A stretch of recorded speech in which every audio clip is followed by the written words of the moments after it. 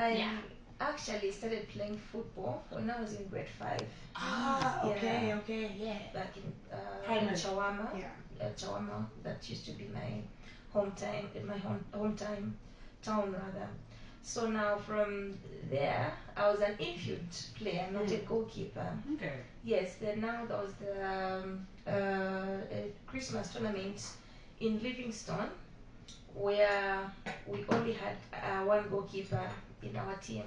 So that goalkeeper got injured, and there was no one who was courageous to go in the goalposts because it's one of the crucial positions in football. And so I just told myself to say, I think I can do it. And that's how I told my coach, Kaka, to say I can manage to be in goals. Then I went there and I did exceptionally well. I love that. And that's how my goalkeeping career started.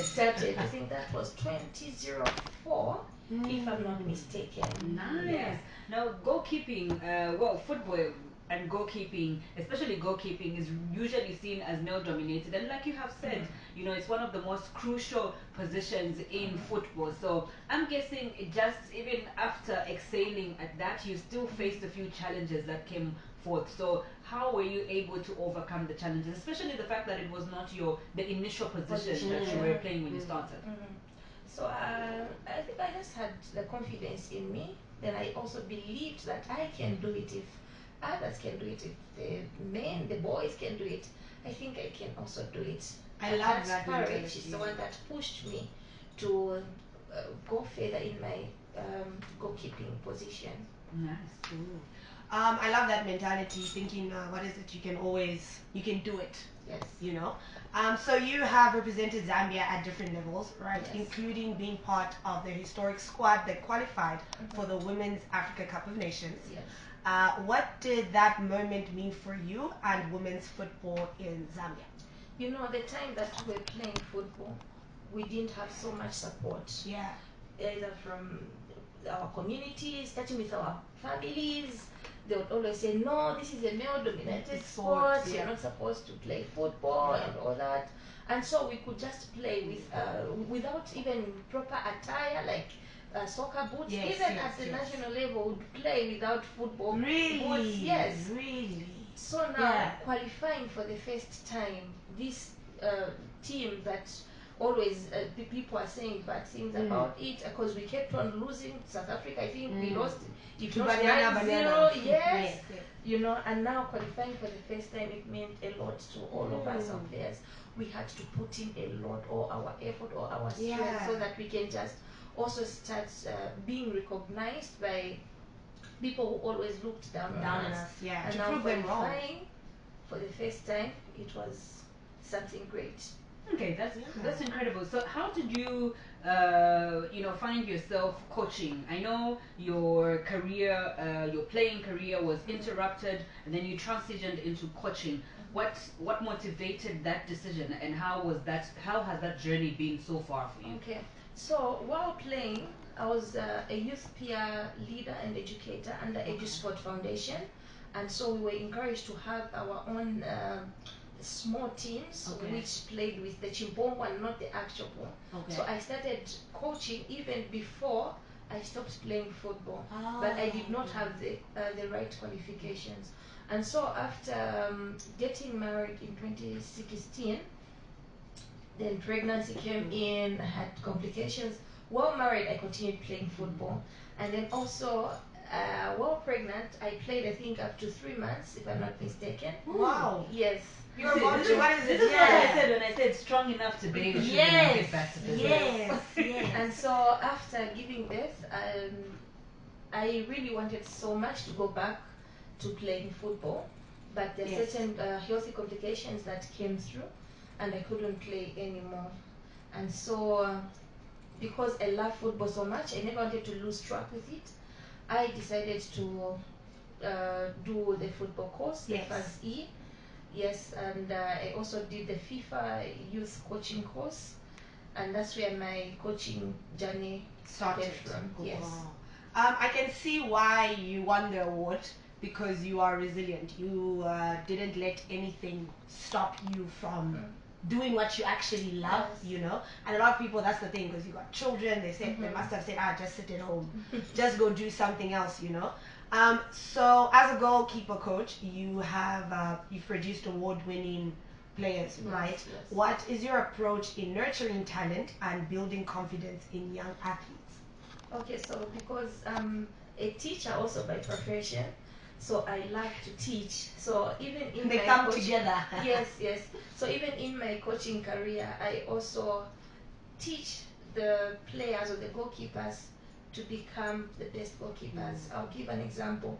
I would have a goalkeeper who doesn't know how to stop the ball with their legs, who doesn't know how to dive, and so I take in interest to do a proper research so that I can apply the best technique and tactics on how I can produce the best goalkeepers. And I have done that. A good example is the current first choice for Zanaco ladies. She started as an infield coach, and because we're lacking in the goalkeeping department, I approached her to say, instead of us dropping it, because she wasn't good enough also in playing as an infield player. So I approached her to say, can you try to become a goalkeeper? Yeah. I can teach you a few things that will help you to become a good goalkeeper. And she accepted. I started from scratch coaching With her, her. yeah. Yes. And now she's one of the best, I think, that we have here in Zambia. Yo, I love Nice. Yes. So, building on that victory, you've also led teams to victory, including the under 17 national schools team at Yes. COSAFA. What leadership lessons have you learned along the way?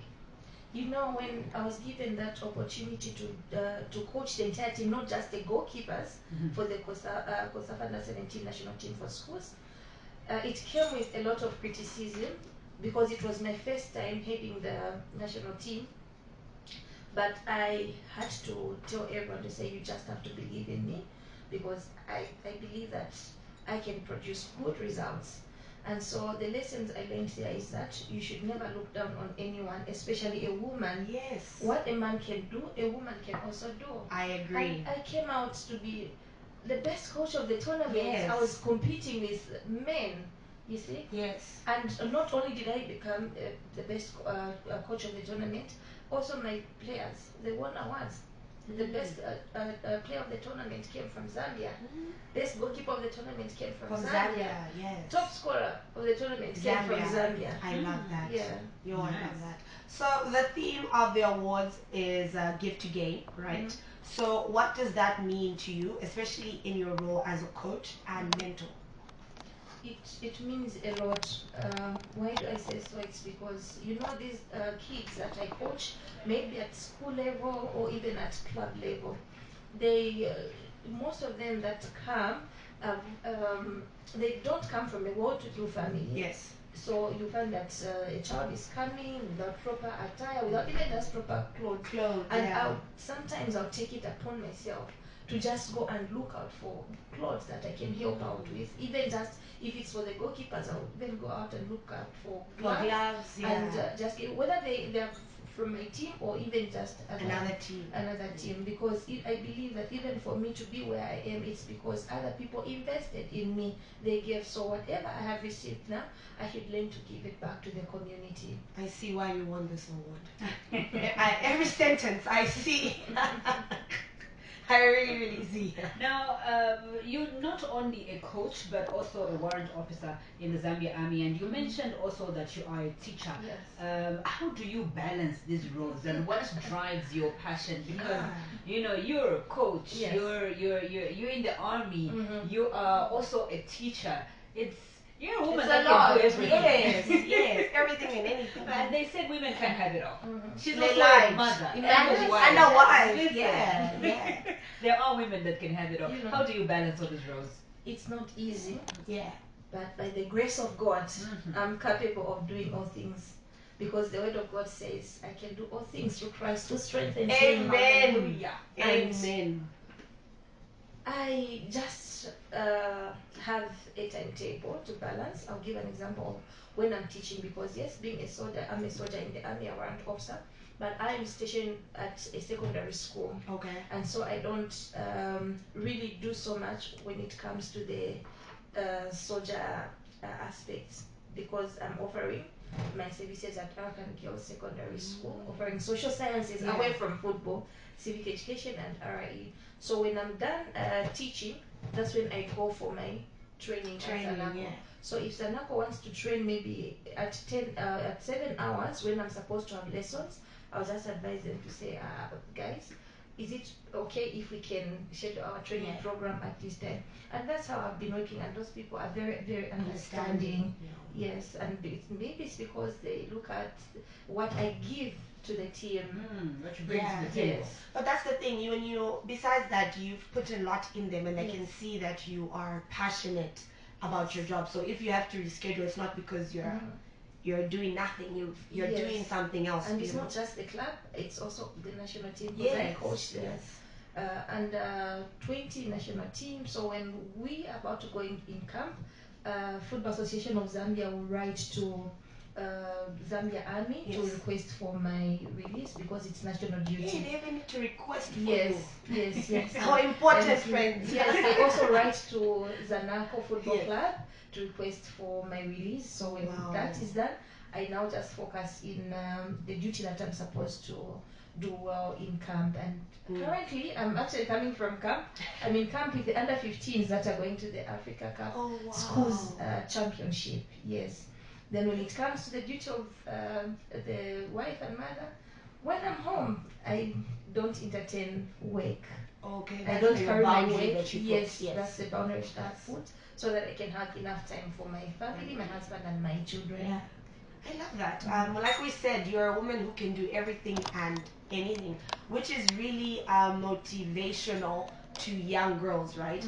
So what message do you have for young girls who want to pursue football or sports in general that they may be discouraged, especially in Zambia where female sports are not necessarily taken as seriously as male football, So what I can tell them is they should have people who are inspiring them. Yes. Females that are inspiring them.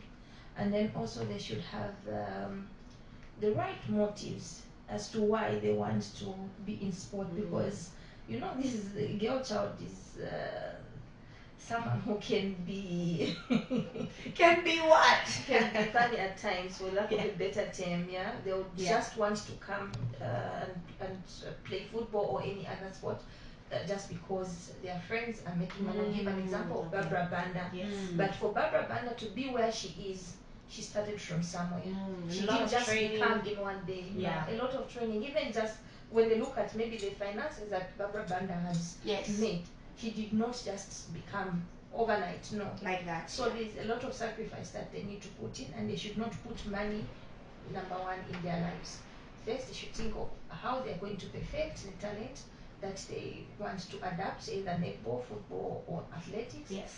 Then they'll have it well in their talent and career.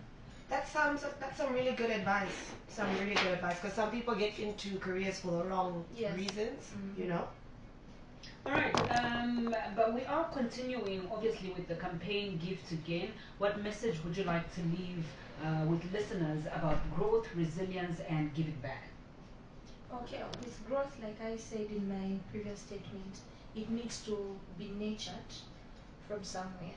You cannot just become something in a day. No, you need to take time and have interest, passion in what you're doing. Then you'll see yourself growing. I'll give an example of myself. When I started, I didn't know that at any time I would get the awards to be recognized by the Glow Awards or even the other awards. Even nationally and and Zanaco Z Women Award. It had to take time. And so you need to have patience for you to grow in your career, and also you need to have passion. Passion is very big. I think passion is the key to having a good career. To actually, to love what you do. So thank you so much, Mrs. Sarah.